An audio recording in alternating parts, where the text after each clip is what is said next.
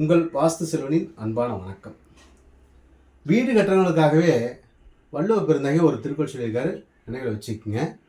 தொடங்கற்க எவ்வினையும் எல்லற்க முற்றும் இடம் கண்ட பின் அல்லது.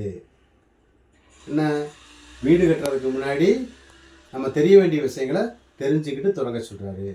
இன்றைக்கி நம்ம தெரிஞ்சுக்கிறது உச்ச நீச்ச திசைகளை பற்றி தெரிஞ்சுக்கிறோம். இப்போ இது வடக்கு திசையாக வச்சுக்குவோம், இது கிழக்கு திசையாக வச்சுக்குவோம். இது 4 பாகமாக, இது ஒரு வீடு அல்லது அறை எப்படி வேணாலும் நீங்கள் வச்சுக்கலாம். இதில் வடக்கு திசை நம்ம எடுத்துக்கிட்டோம் அப்படின்னா இது உச்ச திசை, இது நீச்ச திசை. இந்த உச்சத்தில் வடக்கு திசையை கட்டுறவங்களுக்கு இந்த உச்சத்தில் வீடு வாசக்கால் இங்கெல்லாம் வச்சுக்கலாம். இங்கிருந்து 9 பாகமாக பிரிக்கணும்னு சொல்லுவாங்க. இதில் எந்த இடத்துல வேணாலும் ஜன்னல் மற்றும் வாசக்கதை வச்சுக்கலாம். கிழக்கு திசை எடுத்துக்கங்க. கிழக்கு திசையில் அதுவும் இந்த வடகிழக்கு ஈசானிய பகுதி தான் 2 திசைக்கும் உச்சமான திசை.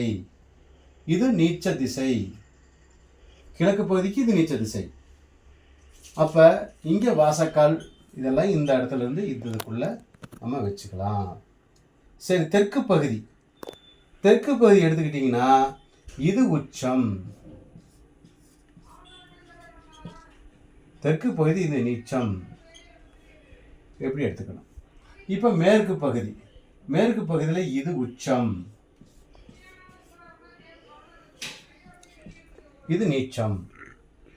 அப்போ தெற்கு பகுதியில் இதுலேருந்து இந்த இடத்துக்குள்ள நம்ம கணக்கு பார்த்து வாசக்கால் வச்சுக்கலாம்.